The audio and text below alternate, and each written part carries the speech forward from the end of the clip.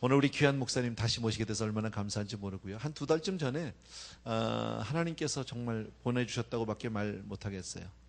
저는 그동안에 이렇게 교계 소식들을 그저 나름대로 조금, 요즘에는 어느 목사님이 이렇게 은혜가 많은가, 어느 교회가 이렇게 요새는 좀 이렇게 많은 성도님들이 은혜를 끼치고 있는가 등등 관심 있게 보다가 중국 땅에 상해에 아주 좋은 교회, 좋은 목사님이 있다는 것을 알게 됐어요. 멀리 있어서 갈 수는 없지만 언젠가 내가 저 목사님을 한번 모셔야지, 언젠가 뵐 기회가 있겠지 하는 마음의 소원을 품었더니 하나님이 한 2달쯤 전에 우리 엄 목사님을 그냥 우리 교회로 보내주셨어요. 그래서 우리 수요 예배 좀 짧지만 한번 우리 예배를 드렸는데 많은 은혜 받았습니다. 너무너무 좋았습니다. 좀 아쉬운 가운데 이제 한번 집회를 마쳤는데 하나님이 또 한 번의 기회를 오늘 주셨어요. 얼마나 감사한지 몰라요. 그래서 오늘 저는 여러분 모두를 다 중국으로 모시고 가려고요. 상해로 우리 함께 갈 수 있을 것 같습니다. 우리 엄기영 목사님 나오실 때 크게 박수해 주시면 고맙겠습니다.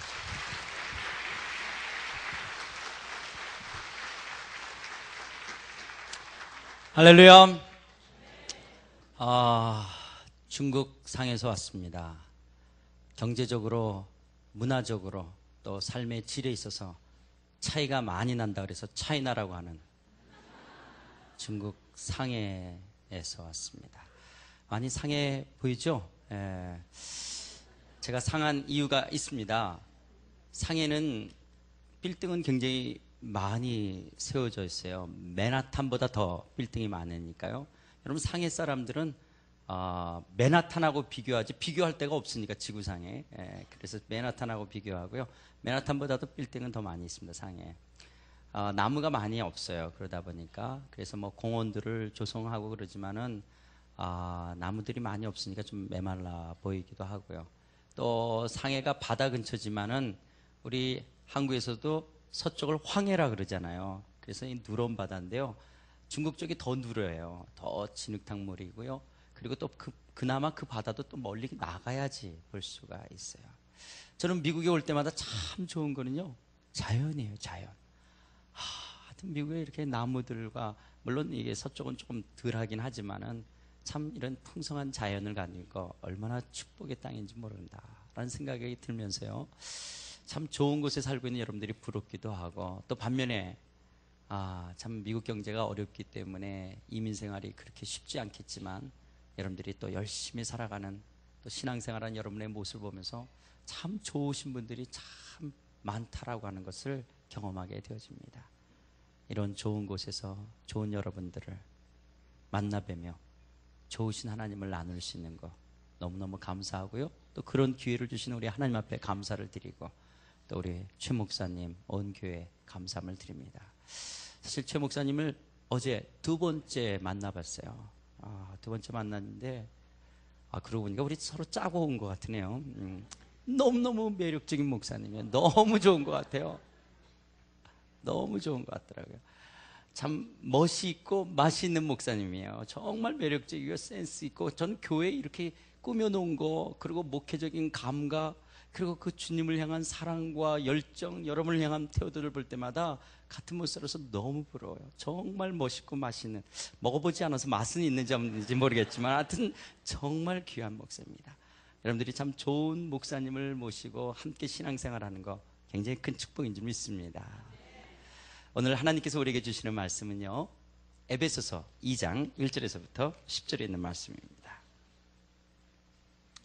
신약성경 에베소서 2장 1절에서부터 10절입니다.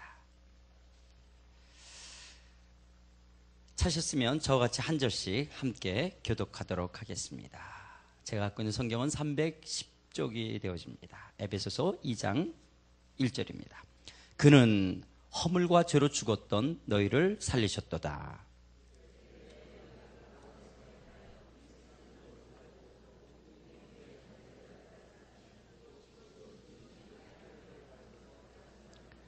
전에는 우리도 다 그 가운데서 우리 육체의 욕심을 따라 지내며 육체와 마음이 원하는 것을 하여 다른 이들과 같이 본질상 진노의 자녀이었더니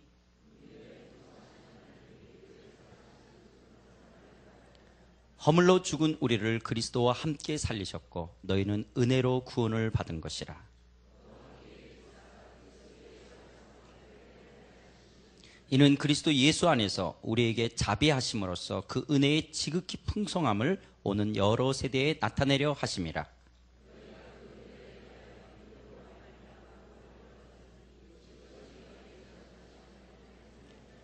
행위에서 난 것이 아니니 이는 누구든지 자랑하지 못하게 함이라. 우리는 그의 만드신 바라 그리스도 예수 안에서 선한 일을 위하여 지으심을 받은 자니 이 일은 하나님이 전에 예비하사 우리로 그 가운데서 행하게 하려 하심이니라. 아멘. 신약성경 누가복음 15장에 보면 탕자의 비유가 나옵니다.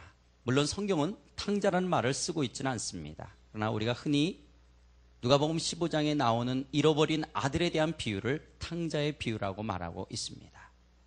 어떤 아버지에게 두 아들이 있었습니다. 그런데 아직 아버지가 살아있는데도 불구하고 둘째 아들이 자기에게 돌아올 유산을 달라고 하는 거예요. 아버지는 언젠가는 줘야 될 유산이기 때문에 아들에게 나눠줍니다. 그러자 둘째 아들은 그 유산을 갖고 먼 곳으로 떠나서 허랑방탕하며 그 재산을 다 허비해버립니다. 이제 돈이 떨어지자 친구도 없어지고 경제적인 어려움 가운데 배고파하기 시작합니다. 그런데 설상가상으로 그 나라에 흉년이 들어서 먹을 것조차 없는 거예요. 너무 배가 고파가지고요, 돼지가 치는 곳에 가서 쥐염 열매로, 돼지가 먹는 쥐염 열매로 배를 채우려고 했지만 그것조차 주는 사람이 없었습니다. 이제 배고파서 죽을 것 같아요. 그러던 어느 날 아버지의 집을 생각하게 되어졌어요. 아버지의 집은요, 양식도 풍족하고 거기 배불리 있는 품꾼들이 있음을 기억하면서 내가 아버지의 집으로 가자. 아버지의 집으로 가서 차마 나를 아들로 써달라고, 아들로 다시 받아달라고 말할 수는 없지만 나를 품꾼으로 써달라고 한번 아버지에게 청을 해보자. 그런 마음으로 일어나 아버지의 집으로 향하게 되어집니다. 그런데 누가복음 15장 20절에서 이런 말씀이 있습니다. 이에 일어나서 아버지께로 돌아가니라. 아직도 거리가 먼데 아버지가 저를 보고 측은히 여겼다, 불쌍히 여겼다, 긍휼히 여겨 달려가 목을 안고 입을 맞추니, 여기 측은히 여겼다, compassion for him, 그를 긍휼, 이 긍휼, 불쌍히 compassion for him, 그를 측은히 여겼다라고 기록되어 있습니다. 오늘 우리가 읽은 이 에베소서 2장 1절부터 10절 내용도요, 우리도 마치 그런 탕자처럼 하나님을 등지고 떠나 허물과 죄로 죽었던 자였습니다. 우리는요, 공중의 권세 잡은 자, 어둠의 영, 불순종의 영 가운데 사로잡혀서 우리의 육체의 욕심을 따라 지내며 육체와 마음이 원하는 대로 살아가서 본질상 진노의 자녀였습니다. 그런데 긍휼의 풍성하신 하나님이, 긍휼의 풍성하신 하나님이 그 하나님의 자비하심으로써 죽었던 우리를 살리셨다라고 하는 거예요. 그리고 예수 그리스도와 함께 일으키셨고 우리를 예수 그리스도와 함께 하나님의 우편 보좌에 앉히셔서 우리를 은혜로 구원하셨다라고 말합니다. 그런데 이런 은혜, 이런 자비, 이런 긍휼을 받은 이유는 이런 하나님의 은혜와 긍휼의 이 자비하심을, 그 은혜를, 이 지극히 풍성함을 오는 여러 세대에 나타나게 하기 위해서라고 하는 것입니다. 우리는 이런 긍휼 은혜로 말미암아 구원을 얻게 된 것은 인간의 어떤 행위나 노력으로 말미암은 것이 아닌 전적인 하나님의 은혜의 선물이었다라고 하는 것입니다. 그래서 우리는 그런 은혜의 선물을 받은 자로서 그 안에 선한 일을 위하여 지으심을 받은 자로서 우리는 그 가운데 행하게 하려 하심이었다라고 하는 내용이 오늘 우리가 읽은 에베소서 2장 1절에서부터 10절의 내용입니다. 그렇다면 성도 여러분, 긍휼이 뭡니까? 긍휼, 컴패션, 이 긍휼이라는 말이 뭡니까? 긍휼이라는 말을 우리 한국 국어사전을 찾아보면요, 어떤 사람의 요구에 대한 깊은 느낌이라고 나옵니다. 어떤 사람의 요구에 대한 깊은 느낌. 그러니까 그 사람이 돈이 없다든지 비참하다든지 안타깝다든지 어떤 불쌍한 처지에 있어서 그 사람이 갖고 있는 어떤 그 깊은 느낌에 내가 이렇게 움직이는 것, 그래서 그 사람을 내가 불쌍히 여겨주는 것을 긍휼이라고 말합니다. 그런데 성경에서